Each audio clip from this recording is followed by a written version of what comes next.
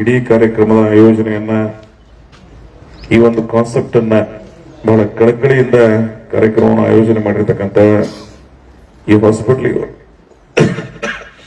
ಹಾಸ್ಪಿಟ್ಲಿಗೆ ಒಂದು ಹೊಸ ಸ್ಪರ್ಶವನ್ನು ನೀಡಿ ಈ ಹಾಸ್ಪಿಟ್ಲಿಗೆ ಕಾಯಕಲ್ಪವನ್ನು ನೀಡಿರ್ತಕ್ಕಂಥ ಡಾಕ್ಟರ್ ಲಕ್ಷ್ಮೀಕಾಂತ್ ಮೇತ್ರಿ ಅವರೇ, ದತ್ತಾತ್ರೇಯ ಕೆ ಪಾಟೀಲ್ ರೇ, ಇಲ್ಲಿ ಕೂಡಿರ್ತಕ್ಕಂಥ ಎಲ್ಲ ತಾಯಂದ್ರೆ, ಹಿರಿಯರೇ, ಬಂಧುಗಳೇ, ಮಾಧ್ಯಮದ ಮಿತ್ರರೇ, ಕಾರ್ಯಕ್ರಮ 1 ಗಂಟೆ ತಡವಾಗಿ ಬಂದಿರ್ತ ಅತ್ಯಂತ ವಿನಯಪೂರ್ವಕವಾಗಿ ತಮ್ಮಲ್ಲಿ ಕ್ಷಮೆಯನ್ನ ಯಾಚಿಸಿ ಅಂತಾರಾಷ್ಟ್ರೀಯ ಮಹಿಳಾ ದಿನಾಚರಣೆಯ ಪ್ರಯುಕ್ತ ಈ ಕಾರ್ಯಕ್ರಮವನ್ನ ಆಯೋಜನೆ ಮಾಡಿದ್ದಾರೆ.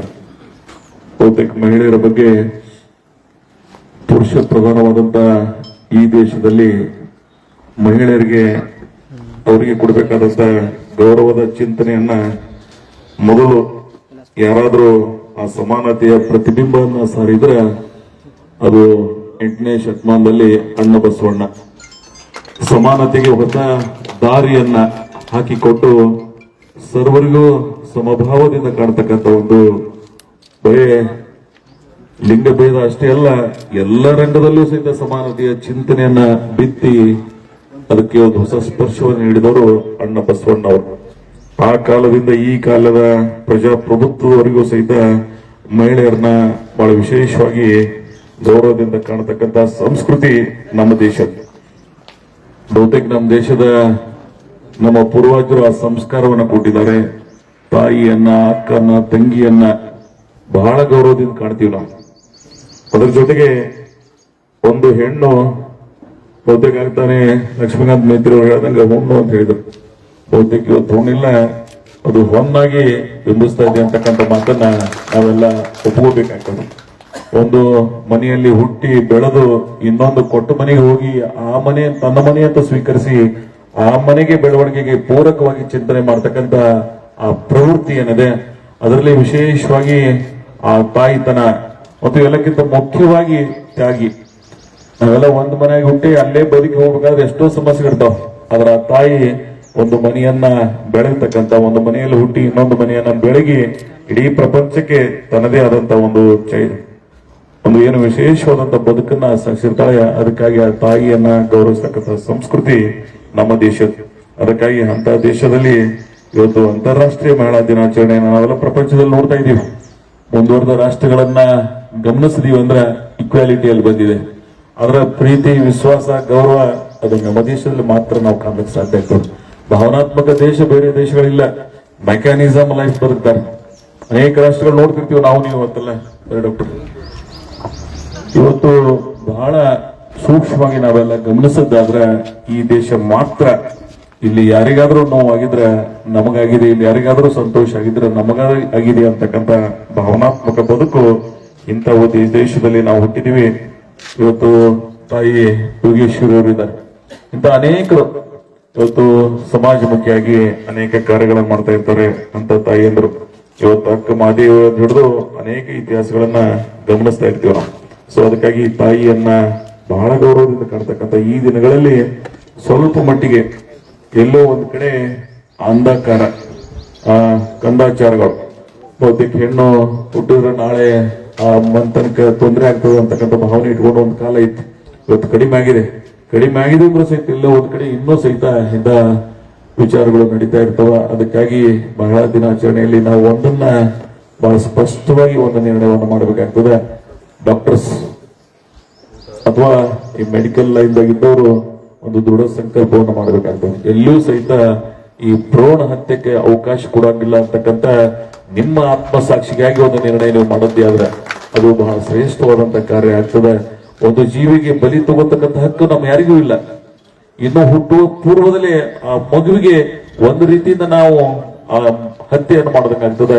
ಅದಕ್ಕಾಗಿ ಆ ಹಕ್ಕು ಈ ದೇಶದಲ್ಲಿ ಎಲ್ಲೂ ಇಲ್ಲ ಮತ್ತು ಕಾನೂನು ಸಹಿತ ಈ ದೇಶದ ಈ ರಾಜ್ಯಗಳ ಕಾನೂನು ಸಹಿತ ಅದಕ್ಕೆ ಅವಕಾಶ ಇಲ್ಲಾರ್ದಂಥದ್ದನ್ನ ನಾವೆಲ್ಲ ಗಮನದಾಗ ಇಟ್ಕೊಂಡು ಈ ಭ್ರೂಣ ಹತ್ಯೆ ವಿರುದ್ಧ ಒಂದು ಸೈದ್ಧಾಂತಿಕವಾದಂತ ಒಂದು ಬದ್ಧತೆಯ ವಿಚಾರಧಾರೆಗಳು ನಾಗರಿಕ ಸಮಾಜದಲ್ಲಿ ಬರಬೇಕಾಗ್ತದೆ.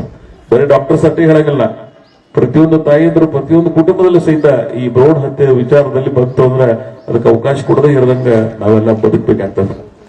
ಸೊ ಅಂತ ವಾತಾವರಣ ಸೃಷ್ಟಿ ಆಗ್ಲಿ. ನಮ್ಮ ಭಾಗದಲ್ಲಿ ನಾನು ಅದನ್ನ ಬಹುತೇಕ ಇದು ಮೆಟ್ರೋಪಾಲಿಟನ್ ಸಿಟಿ ಒಳಗೆ ನೋಡ್ತಿರ್ತೀವಿ ನಾವು. ಬಹಳ ಎಜುಕೇಟೆಡ್ ಇದ್ದವರು ಇಂಥ ದುಷ್ಕೃತ್ಯಗಳನ್ನು ನೋಡ್ತಿರ್ತೀವಿ ನಾವು. ಇತ್ತೀಚೆಗೆ ಅಂತರೂ ಈ ಲಿಟೇಟೆಡ್ ಮಾಸ್ ಕಲ್ಚರ್ಲಿ ಸ್ವಲ್ಪ ಕಡಿಮೆ ಆಗ್ತಾ ಇದ್ದಾರೆ.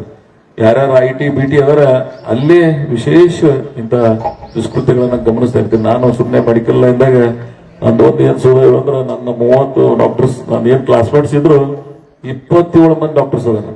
ನಾವೊಂದು 3 ಮಂದಿ ಹಿಂದೆ ಬಿದ್ದೇವ್ ನಾವು. ನಾನು ನಮ್ಮ ಕೇತನ್ ಶಹಾ ಇನ್ನೊಬ್ರು ಬಹುತೇಕ ಎಲ್ಲ ನಾನು ಗೆಳೆಯರು ಡಾಕ್ಟರ್ಸ್ ಲೈನ್ದಾಗ ನಾನು ಗಮನಿಸಿದ್ದೆ. ಆದ್ರೆ ಇವರಲ್ಲಿ ಒಂದು ಸಂವೇದನಾಶೀಲತೆ ಇರ್ತದೆ.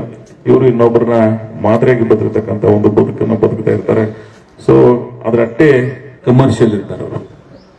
ನಾನು ಡಾಕ್ಟರ್ಸ್ಗಳಿಗೆ ಬೈಲಿಕ್ಕೆ ಬರಂಗಿಲ್ಲ ಅವ್ರಿಗೆ, ಗೌರವಯುತವಾದೊಂದು. ಯಾಕಂದ್ರೆ doctors lawyers are the cream of the society ಅಂತ ಕರಿತೀವಿ ನಾವು ಅವ್ರಿಗೆಲ್ಲ. ಇವರು ಕೆನೆಪದ್ರು ಸಮಾಜದ್ದು. ಆದ್ರೆ ಇವರಿಗೆ ನಂದೊಂದು ಮನವಿ, ನೀವು ಕಮರ್ಷಿಯಲ್ ಇರ್ಲಿ. ಯಾಕಂದ್ರೆ ನಮ್ಗೆ ಅರ್ಥ ಆಗ್ತದೆ, ನೀವು ಫ್ರೀಯಾಗಿ ಅಡ್ಮಿಷನ್ ಸಿಗಲಿಲ್ಲ ಅಂದ್ರೆ ಕೋಟಿಗಟ್ಟಲೆ ಇನ್ವೆಸ್ಟ್ಮೆಂಟ್ ಮಾಡಿರ್ತೀರಿ. ಕಲ್ತು ಬರ್ಬೇಕಾದ್ರೆ ಒಬ್ಬ ಡಾಕ್ಟರ್ ಹೊರಗೆ ಬರ್ಬೇಕಾದ್ರೆ ಏನ್ ಎಕ್ಸ್ಪೆಂಡಿಚರ್ ಆಗ್ತದೆ ಅಂತಕ್ಕಂಥ ಅರಿವು ನನಗದ. ಅದ್ರ ಜೊತೆಗೆ ಸಶಕ್ತರಿದ್ರಿ ಅಂದ್ರೆ ದಯವಿಟ್ಟು ಅದಕ್ಕೆ ಹೆಚ್ಚಿಗೆ ಮಾತು ಕೊಡದೆ ಇವತ್ತು ಇಂಥ ಹಾಸ್ಪಿಟ್ಲ್ ಕಟ್ಟಿದ್ದಾರೆ. ನಾನು ವಿಶೇಷವಾಗಿ ನಮ್ಮ ಸಿದ್ದೇಶ್ವರಪ್ಪಗಳನ್ನ ನಾನು ಇವತ್ತು ನೆನಪಿಸ್ಕೋತೀನಿ. ಇಂಥದೇ ಒಂದು ಸಮಯದೊಳಗೆ ನಾವೆಲ್ಲರೂ ಕೂಡಿ ಇಲ್ಲಿ ಕಾರ್ಯಕ್ರಮ ಮಾಡಿದೀವಿ. ನಾನು ಅವತ್ತು ಪಟ್ಟಿರ್ತಕ್ಕಂಥ ಸಂತೋಷ ಇತ್ತಂದ್ರೆ ಒಂದು ಎಂಥ ಬೆಸ್ಟ್ ಹಾಸ್ಪಿಟಲ್ ನಮ್ಮವ್ರು ಮಾಡಿದ್ರಪ್ಪ ಅಂತೇಳಿ. ಆದ್ರೆ ಕೆಲವು ದಿನಗಳ ನಂತರ ಇದು ಬಂದ್ ಆದಾಗ ಎಂತ ಸಾಹಸ ಮಾಡಿದ್ರು, ಅದ್ರ ಡಾಕ್ಟರ್ಸ್ ಇಲ್ಲಿ ಬಂದು ಸರ್ವಿಸ್ ಕೊಡ್ತಾ ಇಲ್ಲ, ನಮ್ಮ ಜನರಿಗೆ ಸರ್ವಿಸ್ ಸಿಗ್ಲಿಲ್ಲ, ಇಷ್ಟೆಲ್ಲ ಇನ್ವೆಸ್ಟ್ಮೆಂಟ್ ಮಾಡಿದವ್ರಿಗೆ ಆಗ್ಲಿಲ್ಲ ಅಂತಕ್ಕಂಥ ನೋವು ನನಗಿತ್ತು. ಬಹುತೇಕ ಯಾರು ಇನ್ವೆಸ್ಟ್ಮೆಂಟ್ ಮಾಡಿದ್ರು ಅವ್ರು ಕಮರ್ಷಿಯಲ್ ಆಗಿ ಮಾಡಿದ್ರು, ಬೇರೆ ರೀತಿ ಒಳಗೆ ಎಲ್ಲರೇ ಲ್ಯಾಂಡ್ ಬ್ಯಾಂಕ್ ಮಾಡಿದ್ರು ಅಂದ್ರೆ ಆರಾಮ್ ಗಳಿಸಬಹುದಾಗಿತ್ತು. ಇಲ್ಲೇ ಯಾಕೆ ಬಂದ್ ಸಿಗ್ಬೇಕಾಗಿತ್ತು. ಆದ್ರೆ ಇವರು ಒಂದು ಈ ಭಾಗಕ್ಕೂ ಒಂದು ಆರೋಗ್ಯ ಪದ್ಧತಿ ಸಿಗಲಿ ಅಂತಕ್ಕಂಥ, ಸೇವೆ ಸಿಗಲಿ ಅಂತಕ್ಕಂಥ ಸದ್ವಿಚಾರದಿಂದ ಏನ್ ಮಾಡಿದ್ರು ಅದಕ್ಕೆಲ್ಲೋ ಒಂದ್ ಕಡೆ ಹಿನ್ನಡೆಯಾಗಿತ್ತು. ಅದನ್ನ ಮತ್ತೆ ಸರಿದಾರಿ ತರ್ತಕ್ಕಂಥ ಪ್ರಯತ್ನ ನಮ್ಮ ಚಿರಂಜೀವಿ ಡಾಕ್ಟರ್ ಲಕ್ಷ್ಮೀಕಾಂತ್ ಮೇತ್ರಿ ಅವರು ಮಾಡಿದ. ನಾನು ಅವ್ರ ತಗೊಳ್ಳಾಗ ಒಂದು ಮಾತು ಹೇಳಿದ್ದೆ, ನೀವು ಕಮರ್ಷಿಯಲ್ ಆಗಿ ನೋಡ್ಬೇಡಪ್ಪ, ಇದನ್ನ ಬೆಳೆಸು. ಇದನ್ನ ನಿಮ್ಗೆ ಎಲ್ಲೋ ಒಂದ್ ಕಡೆ ನಿಮ್ಮ ಆತ್ಮಕ ಸಂತೃಪ್ತಿಯನ್ನ ಸಿಗ್ತದ. ಮನುಷ್ಯನಿಗೆ ಆತ್ಮಸಂತೃಪ್ತಿಗಿಂತ ಪ್ರಪಂಚದ ಬೇರೆ ಶ್ರೇಷ್ಠವಾದಂಥದ್ದು ಯಾವುದೂ ಇಲ್ಲ. ಆ ಸಂತೃಪ್ತಿ ನೀವು ಮಾಡಿ ಅಂತ ಹೇಳಿದೆ. ನಾನು ಅನೇಕ ಕಾರ್ಯಕ್ರಮ ಗಮನಿಸ್ತಾ ಇರ್ತೇನೆ. ಬಹಳ ಕಳಕಳಿಯಿಂದ ಈ ಹಾಸ್ಪಿಟ್ಲ್ಗೆ ಹೊಸ ಅರ್ಥವನ್ನು ನಡೆಯುವಲ್ಲಿ ಪ್ರಾಮಾಣಿಕವಾಗಿ ಪ್ರಯತ್ನ ಮಾಡ್ತಾ ಇದ್ದಾರೆ. ಮತ್ತು ಇಂಥ ಹಾಸ್ಪಿಟ್ಲ್ಗೆ ಯಾರ್ಯಾರು ಬಂದು ಡಾಕ್ಟರ್ಸ್ ಸೇವೆ ಕೊಡ್ಲಕೈತೆ ನಿಮಗ ಈ ಭಾಗದ ನಾಗರಿಕ ಸಮಾಜದ ಪರವಾಗಿ ನಾನು ಹೃದಯಾಂತರದಿಂದ ಅಭಿನಂದನೆಗಳನ್ನ ಸಲ್ಲಿಸಬೇಕಾಗ್ತದೆ. ಹಾಗೆ ಡಾಕ್ಟರ್ಸ್, ನಾನು ಇಂಡಿ ನಗರದ ಡಾಕ್ಟರ್ಸ್ಗಳಲ್ಲೂ ಸಹಿತ ಒಂದು ಮನವಿ ಅದ, ನೀವು ಇಲ್ಲಿಯೂ ಸಹಿತ ಸ್ವಲ್ಪ ಟೈಮನ್ನು ಸ್ಪೆಂಡ್ ಮಾಡ್ಲಿಕ್ಕೆ ಅವಕಾಶ ಇತ್ತು ಅಂದ್ರೆ ಮಾಡಿ. ಇವತ್ತೆಲ್ಲ ನೋಡ್ತಿದ್ದೇವೆ ನಾವು, ವಾಡೆ ಹಾಸ್ಪಿಟಲ್, ಅಶ್ವಿನಿ, ಇವತ್ತು ಆದರ್ಶ ಸೋಲಾಪುರದ ಅಥವಾ ಬೇರೆ ಬೇರೆ ಕಡೆ ನಮ್ಮ KLE ಒಳಗದು ನೋಡ್ತಿರ್ತೀವಿ ನಾವು. ಸೊ ಹಂಗೆ ಸ್ವಲ್ಪ ಇದನ್ನ ನಾಗರಿಕ ಸಮಾಜದ ಒಂದು ಭಾಗ ಆಗಿ ಕಳಕಳಿಯಿಂದ ಇಂಥವೆಲ್ಲ ಇಕ್ವಿಪ್ಮೆಂಟ್ಸ್ ಅದಾವ, ಇಷ್ಟೆಲ್ಲ ಮೋಸ್ಟ್ ಏನೇನು ಅಡ್ವಾನ್ಸ್ಡ್ ಟೆಕ್ನಾಲಜಿ ಇರ್ಬೇಕಾಗಿತ್ತು ಎಲ್ಲ ಅದಾವ.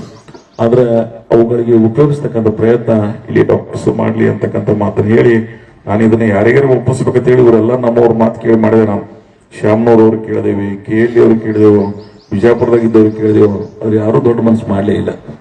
ಕಾರಣ ಏನಂದ್ರೆ ಅವ್ರಿಗೆ ಆದಂತ ಅನೇಕ ಕಾರಣಗಳಿರ್ತಾವ, ನಾನು ಇಲ್ಲ ಅಂತ ನಂಗಿಲ್ಲ. ಆದ್ರೆ ಕೊನೆಗೆ ಎಲ್ಲೋ ಒಂದ್ ಕಡೆ ಭಗವಂತ ಒಂದು ಕಾಲ ನಿಲ್ಲಂಗಿಲ್ಲ, ಯಾವುದು ಮುಂದುವರಿತದೆ ಆ ಪ್ರಯತ್ನ. ನನ್ನ 2 ನೋವಿದ್ದು ಇಂಡಿ ತಾಲೂಕದಲ್ಲಿ, ಒಂದು ಸ್ಪಂದನ, ಇನ್ನೊಂದು ಆ ಹಿರೇಬೆನ್ನೂರು ಫ್ಯಾಕ್ಟರಿ ಹಂಗೆ ಬಂದು ಬಿದ್ದಿತ್ತು. ಕಡಿಕ ಶ್ಯಾಮ್ನವ್ರವ್ರು ಅದನ್ನು ಬಂದು ಸ್ಟಾರ್ಟ್ ಮಾಡಿದ್ರು, ಅವರಿಗೆ ಕೃತಜ್ಞತೆ ಅನ್ಸನ್ಸಿ ಇದೊಂದು ಇವರೆಲ್ಲರೂ ಕೂಡಿ ಮಾಡ್ತಾ ಇದ್ದಾರೆ. ಇವರಿಗೂ ಸಹಿತ ನನ್ನ ಅಭಿನಂದನೆಗಳದು. ಒಟ್ಟಾರೆ ಇಂಥ ಪ್ರಾಂಜಲ ಮನಸ್ಸಿನಿಂದ ಒಂದು ಮಾತು ಹೇಳ್ತೇನೆ, ಬೇರೆ ಎಲ್ಲರಿಗಿಂತ ನಮ್ಮ ಮನಸ್ಸು, ನಮ್ಮ ಹೃದಯವಂತಿಕೆ ಬಹಳ ವಿಶಾಲವಾಗಿದ್ದಾಗ ಎಲ್ಲದಕ್ಕೂ ಒಳ್ಳೇದಾಗ್ತದೆ ಅಂತ ಪ್ರಯತ್ನ ನಡೀಲಿ ಅಂತಕ್ಕಂಥ ಮಾತನ್ನು ಹೇಳಿ, ಎಲ್ಲಕ್ಕಿಂತ ಮುಖ್ಯವಾಗಿ ಆರೋಗ್ಯ ಸಂಪತ್ತು ಬಹಳ ಶ್ರೇಷ್ಠ ಸಂಪತ್ತು. ನಾವು ಬೆಡ್ ಮೇಲೆ ಹಾಸ್ಪಿಟಲ್ ಮಕ್ಕೊಂಡಾಗ ಗೊತ್ತಾಗ್ತದೆ ನಾವು ಆರೋಗ್ಯಕ್ಕೆ ಯಾಕೆ ಮಹತ್ವ ಕೊಡ್ಲಿಲ್ಲ ಅಂತೇಳಿ. ಆದ್ರೆ ಅದಕ್ಕೆ ಹೋಗ್ತಿದ್ದ ಮೊದಲೇ ನಮ್ಮ ಆರೋಗ್ಯದ ಕಡೆ ನಮ್ಮ ಹೆಚ್ಚಿನ ಗಮನವನ್ನು ಕೊಡ್ತಕ್ಕಂಥ ಪ್ರಯತ್ನ ಮಾಡ್ರಿ. ಎಲ್ಲಕ್ಕಿಂತ ಮುಖ್ಯವಾಗಿ ಈ ಮಹಿಳಾ ದಿನಾಚರಣೆಯ ಕಾರ್ಯಕ್ರಮದಲ್ಲಿ ಎಲ್ಲ ತಾಯಿಯಂದ್ರೆ ಏನು ಕೂಡಿದಿರಿ ಮತ್ತು ನಾವೆಲ್ಲರೂ ಏನು ನಾಗರಿಕ ಸಮಾಜದವರು ಕೂಡಿದೀವಿ, ಒಂದು ಸಂಕಲ್ಪವನ್ನು ಮಾಡೋಣ. ಭ್ರೂಣ ಹತ್ಯೆ ಯಾವ ಕಾಲಕ್ಕೂ ಸಿಗಬಾರ್ದು. ಮಹಿಳೆಯರನ್ನ ಅತ್ಯಂತ ಗೌರವದಿಂದ ಕಾಣ್ತಕ್ಕಂಥ ಪ್ರಯತ್ನವನ್ನು ಮಾಡೋಣ.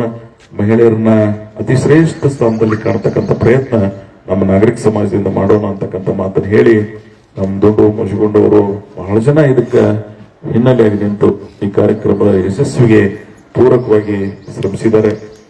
ಸಣ್ಣ ಮಗು ನಾನು ಗಮನಿಸಿದೆ, ಸುಮ್ಮನೆ ನಿರೂಪಣೆ ಮಾಡೋದು ಆ ಸ್ಟೇಜ್ ಕರೇಜ್ ಇಂಥ ಬೆಳವಣಿಗೆಗೆ ಎಲ್ಲ ರೀತಿಯ ಪ್ರೇರಣೆ ಆಗಲಿ ಅಂತಕ್ಕಂಥ ಮಾತನ್ನು ಹೇಳಿ, ಒಟ್ಟಾರೆ ಈ ಕ್ಯಾಂಪಸ್ ನಲ್ಲಿ ಇಂಥ ಕ್ರಿಯಾಶೀಲತೆ, ಇಂಥ ಕ್ರಿಯೇಟಿವ್ ಆಕ್ಟಿವಿಟೀಸ್ ನಡೀಲಿ ಅಂತ ಹೇಳಿ ನಾನು ಆಶಿಸಿ ಇನ್ನೊಮ್ಮೆ ಅಂತಾರಾಷ್ಟ್ರೀಯ ಮಹಿಳಾ ದಿನಾಚರಣೆಯ ಶುಭಾಶಯಗಳನ್ನ ತಮ್ಮೆಲ್ಲರಿಗೂ ಕೋರಿ ನನ್ನ 4 ಮಾತುಗಳನ್ನು ಮುಗಿಸ್ತಾ ಇದ್ದೀನಿ.